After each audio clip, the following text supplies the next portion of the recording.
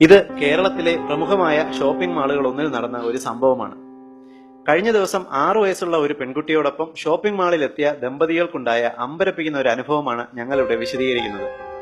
Shopping മാളിലെ play ഏരിയയിൽ അവർ നടന്നു നീങ്ങവേ ഒരു ചെറിയ വളവിൽ വെച്ച് 6 വയസ്സുള്ള അവരുടെ കൊച്ചുമകൾ ഒരു നിമിഷം അമ്മയുടെ കയ്യിൽ നിന്നും പിടിവിട്ടു. ഉടൻ തന്നെ കുഞ്ഞിനെ തിരഞ്ഞ അച്ഛനും അമ്മയ്ക്കും അവളെ കണ്ടെത്താനായില്ല. ഞൊടിയിടയിൽ മാളിലെ ഉദ്യോഗസ്ഥരെയും തുടർന്ന് സെക്യൂരിറ്റികളെയും അവർ വിവരമറിയിക്കുകയും ആ മാളിലെ പ്രധാന വാതിലുകളെല്ലാം തന്നെ അകത്തോട്ടോ പുറത്തോട്ടോ കടക്കാൻ കഴിയാത്ത രീതിയിൽ സെക്യൂരിറ്റികൾ ബ്ലോക്ക് ചെയ്യുകയും ചെയ്തു. ഒരു 10 മിനിറ്റിനുള്ളിൽ കുഞ്ഞിനെ മാളിന്റെ ബേസ്മെന്റിൽ നിന്നും കണ്ടെത്തി. ഐസ്ക്രീമിൽ മയക്കുമരുന്ന് കൊടുത്ത് മയക്കിയ നിലയിലായിരുന്നു ആ കുഞ്ഞ്.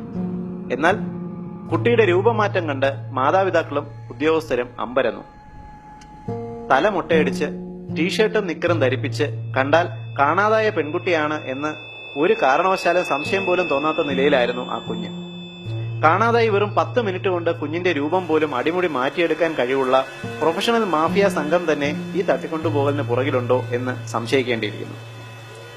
നിയമ നടപടികൾക്ക് മുതിരാനോ മാധ്യമ ശ്രദ്ധ നേടാനോ തട്ടിക്കൊണ്ടുപോകലിന് ഇരയായ കുട്ടിയുടെ മാതാപിതാക്കൾ തയ്യാറല്ലാത്തതിനാൽ ഈ സംഭവം നടന്ന സ്ഥലമോ തീയതിയോ പ്രസിദ്ധീകരിക്കുവാൻ ഞങ്ങൾക്കും നിർവാഹമില്ല.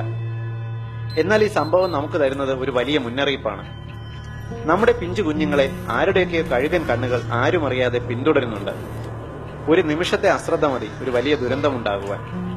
സൂക്ഷിക്കുക.